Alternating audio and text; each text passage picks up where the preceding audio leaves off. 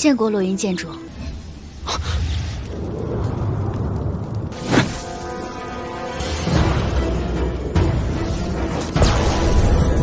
这档气息为何有点熟悉？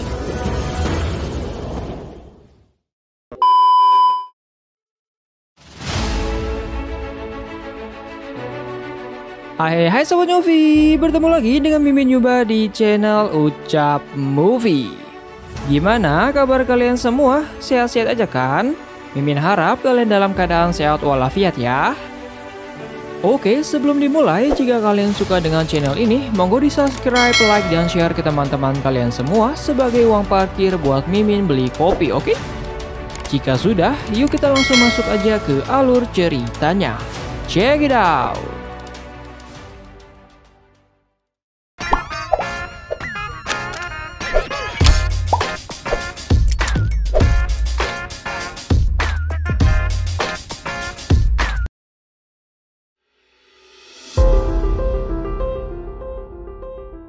Melanjutkan part sebelumnya, setelah Chuyun berhasil menyelamatkan ibunya, Chuyun kemudian kembali ke penginapan Pavilion Wanjian.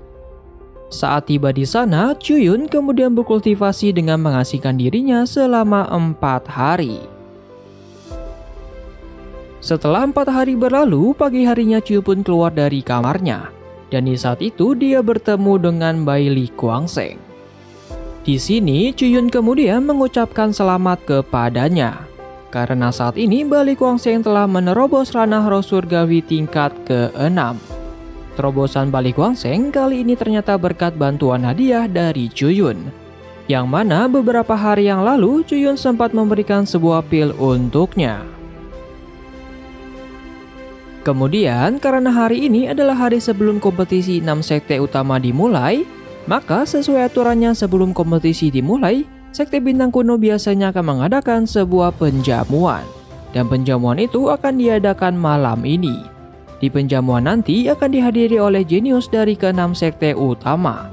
Karena penjamuan itu diadakan untuk menghibur para kontestan dari ke-6 sekte tersebut. Kemudian, Chuyun dan Bai Li Guangsheng pun pergi menuju tempat penjamuan itu diadakan. Tapi di perjalanan ini Chuyun merasakan hal yang berbeda. Karena jalan yang Chuyun lewati terasa sangat sepi. Dan bahkan orang-orang terlihat sangat ketakutan. Bai Li Guangsheng kemudian menjelaskan kalau ternyata selama Chuyun berkultivasi terdapat 2 kejadian besar di kota ini. Yang pertama adalah kejadian 4 hari yang lalu. Tepat saat Chuyun memulai kultivasinya terjadi perubahan aneh di lembah Luoxing. Yang mana muncul alfreski dari celah-celah tanah di lembah itu, yang kekuatannya sangatlah mengerikan, dan bahkan praktisi di ranah Yunnan yang tidak bisa masuk ke sana. Nah, hal ini kalau kalian nonton di part sebelumnya disebabkan oleh ibunya Chuyun ya. Lalu kejadian yang kedua adalah 3 hari yang lalu, yang mana wakil patriark dari keluarga Mo dari Sekte Bintang Kuno, seorang master ranah Yunnan yang mati di tangan Cui Liuxiang. Hal itu terjadi karena berkaitan dengan batu pemecah semesta. Batu itu merupakan benda bersejarah yang sudah ada bertahun-tahun di Sekte Bintang Kuno.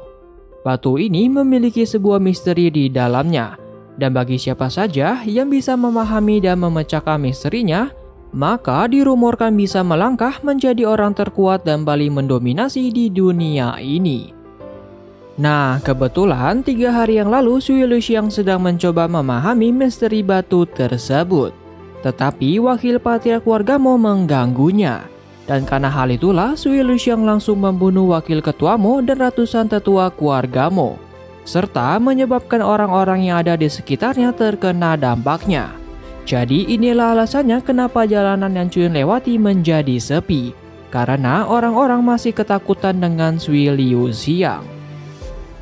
Kemudian setelah Bai Li Guangsheng menceritakan hal itu, mereka pun hampir tiba di tempat penjamuan.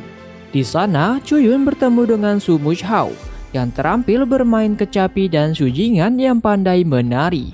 Mereka berdua berasal dari Sekte Lembah 7 Bintang. Di sini, setelah melihat kedatangan Loyun, mereka kemudian menyapanya. Mereka sangatlah ramah dan hormat kepada Loyun. Karena selama ini mereka sudah sering mendengar bagaimana sosok Loyun ini. Chuyun kemudian balik menyapanya. Dan karena Chuyun menyadari mereka ini sebenarnya saling suka, Chun kemudian memberikan sebuah nasihat. Karena teknik yang mereka kelola perlu menyatukan hati dari kedua orang yang mengelola teknik itu, maka Chun menyarankan mereka untuk saling mengungkapkan perasaannya dan jangan dipendam.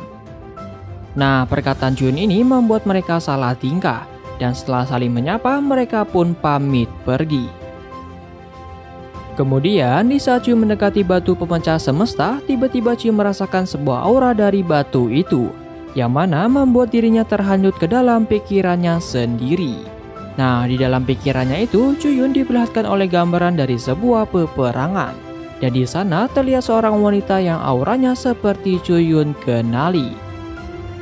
Namun, setelah itu Chuyun pun tersadar kembali. Dan tepat saat Chuyun membuka matanya, di dekatnya sudah ada Sui Liu Xiang. Chuyun di sini agak bingung dengan keadaan ini, tapi dia tetap berusaha untuk tetap tenang. Kemudian di saat itu Bali Kuangsheng langsung mengeluarkan pedang miliknya, tapi setelah itu Sui Liu Xiang pun langsung pergi meninggalkan mereka berdua. Di sini Chun lalu menanyakan kenapa Bali Kuangsheng mengeluarkan pedangnya, dan apakah Bali Kuangsheng mempunyai masalah dengan Sui Liu Xiang. Bali Kuangsheng lalu menjelaskan kalau hal itu dilakukannya untuk melindungi Chuyun, karena Sui Liu Xiang dapat mengendalikan sebuah hawa dingin yang aneh, yang membuat Bali Kuangsheng merasakan bahaya. Dan walaupun kekuatan Bali Kuangsheng lebih lemah dari Liu Xiang, namun Bali Kuangsheng tidak takut dengannya, apalagi jika menyangkut tentang Lo Yun. Kemudian setelah itu mereka pun tiba di tempat penjamuan. Dan para jenius dari berbagai sekte sudah berkumpul. Tapi ada satu hal yang menarik perhatian mereka, yang mana di kompetisi kali ini Istana Jiuhan atau Istana Es tidak mengirimkan tetua sekte mereka untuk menemani murid-murid mereka. Di sini Chuyun jadi teringat dengan perlakuan sekte Istana Es terhadap istrinya. Namun sebelum Chuyun balas dendam, ia ingin menyadarkan Liu Xiang terlebih dahulu. Kemudian di saat itu tiba-tiba Ling Jingyuan menyadari kehadiran Chuyun dan ia langsung menghampirinya. Di sini dia mengejek-ngejek Chuyun karena sudah beberapa hari berkultivasi. Walaupun aura Chuyun menjadi lebih kuat, tapi tetap saja Chuyun tidak bisa menerobos ranahnya. Dan karena hal itu dia berkata Chuyun hanyalah orang lemah yang hanya bisa menyombongkan dirinya dan bahkan hanya bisa berlindung di balik orang lain. Di sini, Gutian Jiao dari kuil Dewa Surgawi yang juga sempat berselisih dengan Chuyun di part sebelumnya juga ikut-ikutan dan berkata siap akan membantu Lin Jingyuan. Kemudian setelah itu terjadi sedikit persenggolan antara Bali Kuangsheng dengan Lin Jingyuan mengenai Bali Kuangsheng yang telah menghabisi seluruh tetua yang ikut bersama Lin Jingyuan. 谁拦我，我定不会留情。之后。 如果林兄要出手，我可以略尽绵薄之力。你杀我大罗金门之人，我清楚记在心中。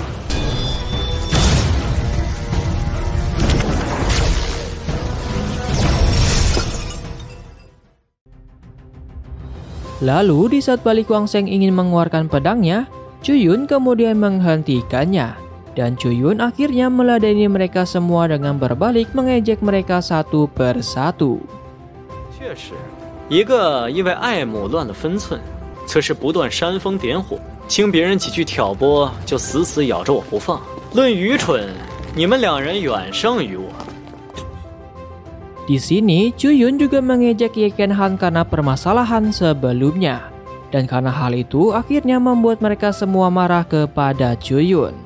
Namun, walaupun mereka semua marah terhadap Chuyun, Chuyun tidak takut sama sekali.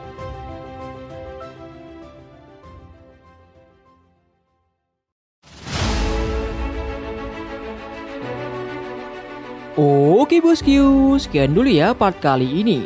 Wah, padahal kompetisi 6 besar sekte saja belum dimulai. Namun sudah terjadi ketegangan di sini ya. Dan menurut kalian apa yang akan Chuyun lakukan di part selanjutnya ya? Serta ada rahasia apa di batu pemecah semesta tadi? Nambah lagi ya misteri yang belum dipecahkan. Oke, kalau gitu kita tunggu saja di part-part selanjutnya ya. Dan seperti biasa, jika kalian suka dengan channel ini, tunggu di subscribe, like, dan nyalakan loncengnya agar kalian tidak ketinggalan video terbaru dari Ucap Movie. Jika sudah, sampai bertemu di part selanjutnya ya. Bye-bye.